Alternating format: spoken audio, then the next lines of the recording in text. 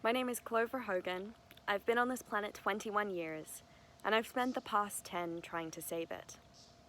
I believe it's possible if we confront the threat even greater than the climate crisis, the universal feeling of powerlessness in the face of it.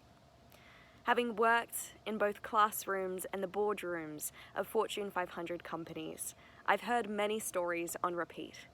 Stories that live in the vacuum between us wanting to make a difference and taking action. I'm just one in 7.8 billion people. I'm too small to make a difference. It's not up to me. I'm not an expert. Or the system is too broken. Our corporate leaders too short-sighted. Our politicians too corrupt. Our society too enslaved to money and status to create meaningful change. These stories hold enough truth to fuel our denial, finger-pointing, and inaction.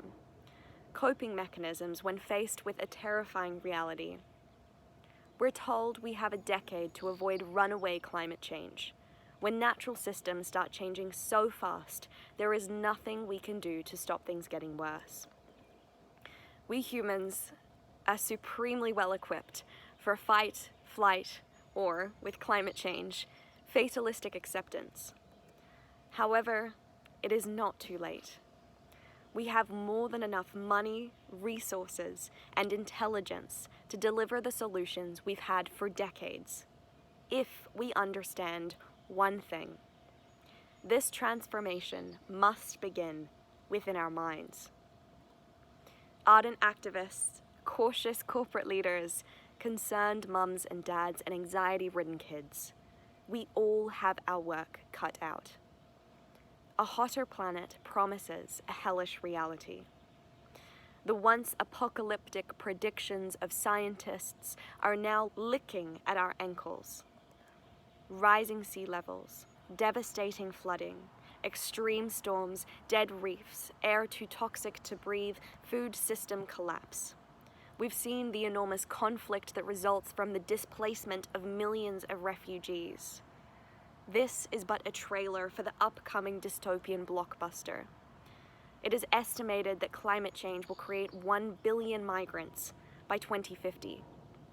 1 billion. Where will they go? COVID-19 has been a timely prediction of the fortress mentality that will envelop many countries. Will our nations default to patriotism and paranoia? What is becoming abundantly clear is that we cannot solve climate change unless we also affect social change. Our relentlessly competitive neoliberal economy is built on a history rooted in social injustice, suppressed voices, the unfettered exploitation of vulnerable communities to benefit those in power, but also each and every one of us in a privileged society. From the clothes on my back to the food in my fridge or the products in my home, I am responsible for the climate crisis. All the while, the system makes it near impossible to be responsible and do the right thing. We know it's useless to confront such a massive, snowballing problem with stopgap solutions. Yet much of activism today is just that. When Starbucks replaces its plastic straws with paper ones, it is not addressing the systemic problem of disposable living. It's rebadging it and profiting from the attention. We make monthly donations, turn off the lights when we leave a room. These are mosquito bites on the bum of a monster that gets stronger by the day. Last year, millions of young people took to the streets in protest. The climate crisis careening from the periphery of our collective consciousness to front and center stage. Still, we are seen as too idealistic, too naive to understand how things work in the real world. We are met with pervasive greenwashing, pretty reports full of empty promises scheduled just far enough into the future that they require no immediate change. When I go to the polls, I am asked to choose between a climate change denier and a seasoned procrastinator. And when I take to the streets, banner blazing, I despair that we face another 10 years of incremental change. With the science laid out before us and a history of exploitation behind us, there is no way we can possibly look to the future and justify a business-as-usual attitude. Our window for action is closing. 1 million species are headed for extinction. Children are already losing their homes in the Maldives. And children the world over are now facing the prospect of an unlivable planet. Each and every one of us, business leaders, politicians, teachers, parents, students, has the responsibility to step up rather than shut down in the face of the climate crisis. The world is only ever changed by people who have the courage to imagine it differently. So indulge me for a moment as we imagine what great leadership would look like. Starting with the businesses that touch our lives every day. Leadership would look like YouTube choosing not to platform and promote the dangerous delusions of climate deniers. Leadership would look like Facebook and Twitter weeding out its algorithmic bias and voter suppression in defense of free speech and free will when words of hate are denying the majority just that. Leadership would look like other multinationals joining Unilever in its boycott of these platforms, choosing the long-term benefit of putting their stakeholders over their shareholders across every part of value creation. Leadership would look like BlackRock acting on its commitment to divest from its oil, gas, and thermal coal reserves when it still owns more than any other investor. Of our elected officials, we must demand that they put in place policies today that limit global heating to 1.5 degrees and stop cowtailing to vested interests. We must demand that they herald in a Green New Deal and the countless jobs which will follow as governments prepare to inject trillions of dollars into the economy in the wake of the pandemic. And look beyond borders to protect the millions of people around the world already vulnerable to the climate crisis. A real leader asks, if I could solve any one problem in the world today, what would it be? Which of my unique gifts, talents, and resources can I use to solve this problem? And what will my first step be? Because each and every one of us can do that, each and every one of us can be a leader.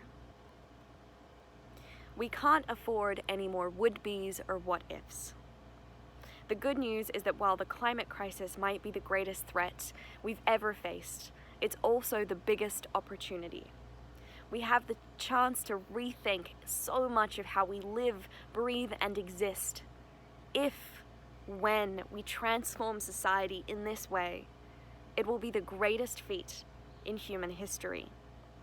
To take a quote from Jonathan Porritt's new book, Hope in Hell, there exists a world where each of us gets a chance to be brought up lovingly, to be properly educated, to work hard and fulfill our true potential, in which today's astonishing wealth is shared so much more fairly, in which we feel secure in our communities with decent homes and healthcare, with an expectation of being cared for as we get older, in which our local environment is kept clear, green, and healthy, and the global environment is made secure for our children and all future generations.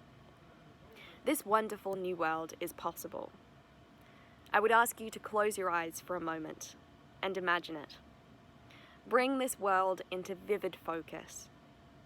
And as you sit securely in this future, think back to 2020, the year we pressed pause on our hyper-consumptive, globalized lives, the year you reached an inflection point, the year when, instead of returning to business as usual, you chose something radically different. As you sit in the future, observe what you now do differently. What had to change in 2020 to arrive here? Picture yourself stepping up to the challenge. visualize the action you took over that seminal decade in human history, in the first 12 months, to put it into motion, and the action you took immediately after hearing these words. I won't delude you. The hardest part of my work is knowing that there is every chance that not enough of us will act and that we will fail to solve the climate crisis. However, there is one thing that keeps me going. One thing I know to be true. As much as we have a great responsibility to our world, we also have a great responsibility to ourselves. I want to look back on my life and know I did everything in my power. I wielded every shred of privilege, energy, knowledge, resource, that I overcame every fear, anxiety, and moment of overwhelm to act on what I knew to be right, to make hard decisions and do the often uncomfortable thing, to discard the belief that I am powerless, to realize that I am infinitely powerful, just as you are. Thank you.